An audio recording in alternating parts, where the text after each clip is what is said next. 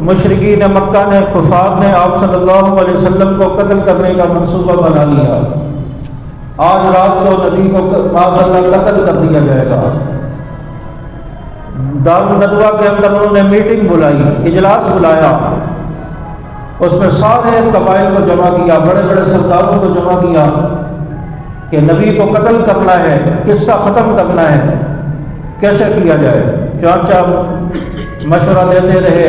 کہ فلاں آدمی جا کے قتل کر دے، فلاں قتل کر دے۔ کہنے لگے جو بڑا سردار تھا ابو جہل، عتبہ شیبہ، یہ لوگ کہنے لگے کہ کوئی ایک آدمی اگر جائے گا تو نام آ جائے گا کہ فلاں قبیلے کے لوگوں نے نبی پر حملہ کیا، نبی کو قتل کیا۔ میری رائے یہ ہے، بڑا شیطان جو تھا وہ کہنے لگا میری رائے یہ ہے کہ ہر قبیلے کا ایک ایک آدمی لیا جائے اور یک بار بھی جا کر حملہ کر دیں، پتہ نہیں چلے گا کہ کس قبیلے کے آدمی نے حملہ کیا ہے، کسی ایک کا نام نہیں آئے گا، کس کس کا پتہ چلائیں گے، کس کس کو دیکھیں گے۔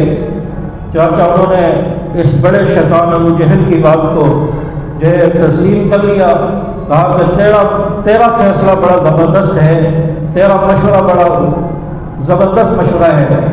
چاچا اس کی رائے پر عمل ہوا اور رات کو انہوں نے جا کر نبی کے گھر کا گھیراؤ کر لیا اور تلواریں لے کر کھڑے ہیں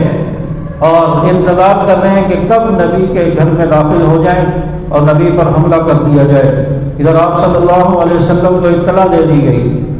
آپ صلی اللہ علیہ وسلم کو اللہ نے بتا دیا کہ باہر کفار آ چکے ہیں، آپ کے گھر کا گھیراؤ ہو چکا ہے۔ اب دیکھیں کتنا مشکل ہوتا ہے کہ ابھی کوئی کہے کہ مسجد یہ باہر سے کسی نے گھیراؤ کر لیا ہے اور کسی کو نہیں چھوڑا جائے گا، پھر سب کو مار دیا جائے گا، تو انسان کتنی گھبراہٹ میں آ جاتا ہے، کتنا پریشان ہو جاتا ہے۔ آپ صلی اللہ علیہ وسلم دلی طور پر تو ان کے سامنے یہ بات آئی،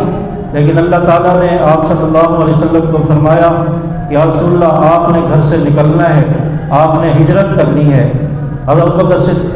آپ صلی اللہ علیہ وسلم فرمانے لگے یا اللہ میں کیسے نکلوں، باہر تو کفار کھڑے ہیں، تلواریں نیام سے نکالی ہوئی ہیں، مجھ پر حملہ کر دیں گے۔ اور اللہ تعالیٰ نے آپ صلی اللہ علیہ وسلم کو فرمایا کہ یا رسول اللہ آپ نے بس قرآن پاک کی آیت پڑھے وَجَعَلْنَا مِن بَيْنِ أَيْدِيهِمْ سَدًّا وَمِنْ خَلْفِهِمْ سَدًّا فَأَغْشَيْنَاهُمْ فَهُمْ لَا يُبْصِرُونَ۔ یہ آیت پڑھ کے اپنے ہاتھ میں مٹی لیں اور اس مٹی کو ایسے ہوا میں پھینک دیں اور اس مٹی کو تمام لوگوں کی آنکھوں میں پھیلانا، ان تک پہنچانا، یہ میرا کام ہے۔ اور جب یہ آپ عمل کریں اس وقت آپ فوراً اپنے گھر سے نکل جائیے۔ چانچا آپ صلی اللہ علیہ وسلم نے مٹھی میں مٹی لی اور یہ آیت پڑھی سورہ یاسین کی وَجَعَلْنَا مِن بَيْنِ أَيْدِيهِمْ سَدًّا وَمِنْ خَلْفِهِمْ سَدًّا فَأَغْشَيْنَاهُمْ فَهُمْ لَا يُبْصِرُونَ۔ یہ آیت پڑھ کے مٹی پھینکی اور تمام لوگوں کی آنکھیں بند ہو گئی اور ان کو کچھ دکھائی نہیں دے رہا تھا، وہ اپنی آنکھیں ملتے رہ گئے اور نبی گھر سے باہر نکل گئے اور گھر سے باہر نکل کر اور گھر میں آپ صلی اللہ علیہ وسلم کے امانتیں رکھی ہوئی تھی، کفار مکہ کی، مشرکین مکہ کی امانتیں آپ صلی اللہ علیہ وسلم کے پاس رکھی ہوئی تھی، جس میں درہم دینار تھے، کپڑے تھے، جو تھے، اور اس کے علاوہ بہت سارے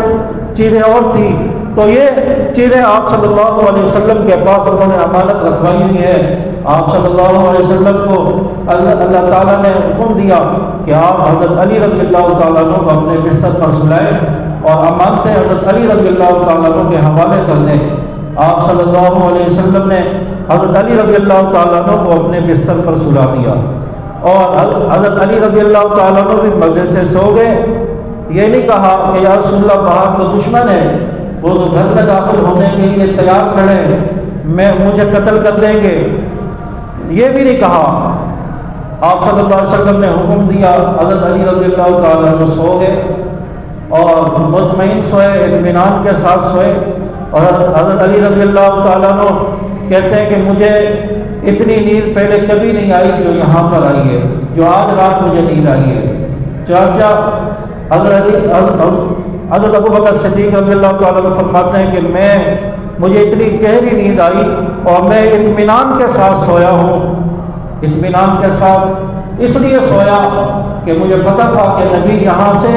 ابو بکر صدیق رضی اللہ تعالیٰ عنہ کے گھر گئے، کسی عام آدمی کے گھر پہ نہیں گئے، ابو بکر صدیق رضی اللہ تعالیٰ عنہ کے گھر گئے ہیں جو آپ کے وفادار ساتھی ہیں۔ چاچا میں اس لیے اطمینان کے ساتھ سویا ہوں، جب نبی ابو بکر کے پاس چلے گئے تو اب میں بے خوف ہو گیا، بے خوف و خطر سویا ہوں کہ اب نبی کو نقصان نہیں پہنچ سکتا، ابو بکر دفاع کر لے گا۔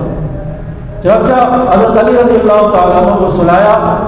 وہ جو امانتیں آپ صلی اللہ علیہ وسلم کے پاس رکھی تھی ان امانتوں کو حضرت علی رضی اللہ تعالیٰ عنہ کے حوالے کیا، حضرت علی رضی اللہ تعالیٰ عنہ کے سپرد کیا، اور حضرت علی رضی اللہ تعالیٰ عنہ کو اس قابل سمجھا اور یہ سمجھا کہ وہ امانتوں کا دفاع کریں گے، امانتوں کی حفاظت کریں گے، کیونکہ امانتیں نبی کے پاس ہیں۔ اگر ان امانتوں میں خیانت ہو جاتی ہے، امانت ضائع ہو جاتی ہے تو نبی پر آنچ آئے گی، لوگ نبی کو برا بھلا کہیں گے، نبی پر انگلی اٹھے گی، تو اس لیے نبی پر بھی انگلی نہیں اٹھنی چاہیے۔ چنانچہ امانتیں ضائع ہونے سے نبی نے بچائی۔ اگر امانتیں ضائع ہو جاتی ہیں، کفار پروپیگنڈا شروع کر دیں گے، کفار نبی پر الزام شروع کر دیں گے، ہماری امانتیں کھا گیا، محمد ہماری امانتیں لے کے چلا گیا، ہماری امانتوں میں خیانت کر گیا۔ چنانچہ نبی نے اپنا بھی دفاع کرنا ہے، امانتوں کی بھی حفاظت کرنی ہے۔ چنانچہ حضرت علی رضی اللہ تعالیٰ عنہ کے سپرد حضرت علی رضی اللہ تعالیٰ عنہ کے سپرد آپ صلی اللہ علیہ وسلم نے امانتیں دی اور آپ صلی اللہ علیہ وسلم تشریف لے گئے۔ اب دیکھیں یہاں پر ایک پوائنٹ کی بات ہے کہ حضرت علی رضی اللہ تعالیٰ عنہ گھر میں ہیں، آپ صلی اللہ علیہ وسلم بھی تھے اور آپ صلی اللہ علیہ وسلم گھر سے روانہ ہو گئے۔ اب یہ وہ بات ہے کہ گھر کی ناکہ بندی کر لی گئی ہے، محلے کی علاقے کی ناکہ بندی کر لی، دشمن باہر کھڑا ہے۔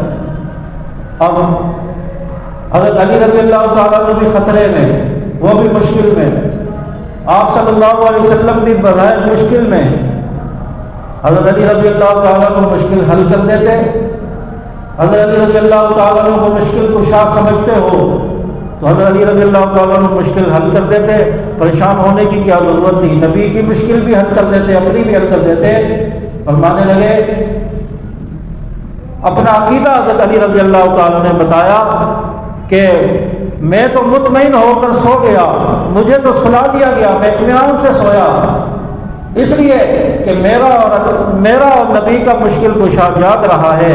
میرا اور نبی کا مشکل کشا وہ حفاظت کرے گا، وہ جاگ رہا ہے۔ چنانچہ اس لیے میں اطمینان کے ساتھ سویا، اس لیے میں مطمئن ہو کر سویا۔ چنانچہ